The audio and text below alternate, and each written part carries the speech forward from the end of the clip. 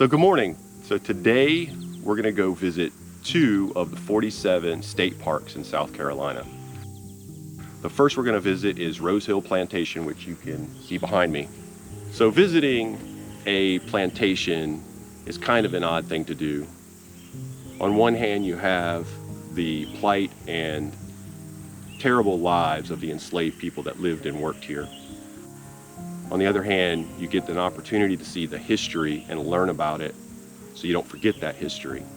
So today we decided to come here to Rose Hill Plantation to learn about the plantation and to find out if the park staff would actually talk about both sides of the story. So we met Ranger Nate and had a good discussion with him for quite a long time. The plantation started out around 1810, 1811, and it started with about 20 slaves. And then by the end, at the end of the Civil War, it had 178 slaves at emancipation.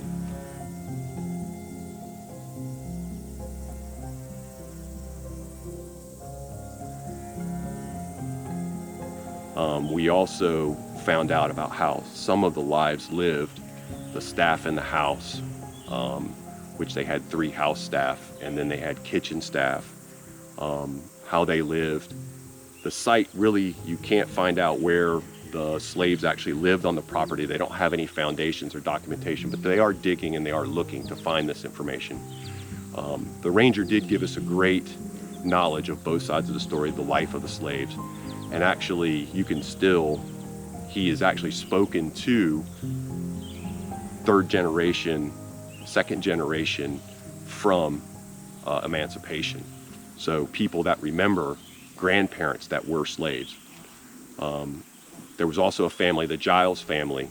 The Giles family lived in the White House, and they took care of the property from about 1849 up into the 70s. And several generations and different families lived in the house with them, and they were actually caretakers of the plantation for the State Park Service.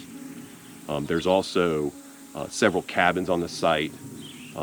So it's actually a good thing to come and visit. Come to see the inside of the house and then look around the outside and see the up to 2,000 acres.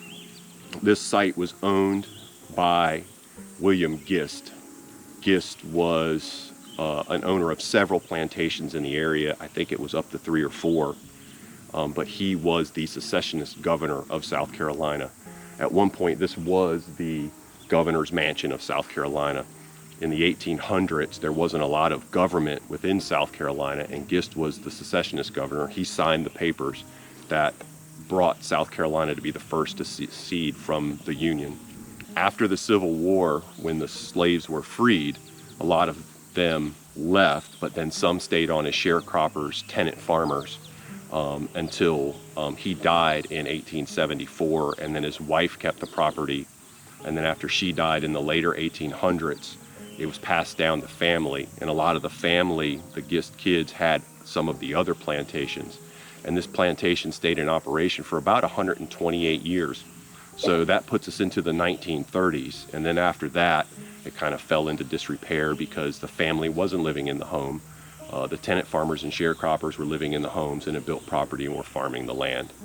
So it's a really great place to come and visit. You learn both sides of the history of the enslaved people and the history of the family that owned the property and the land.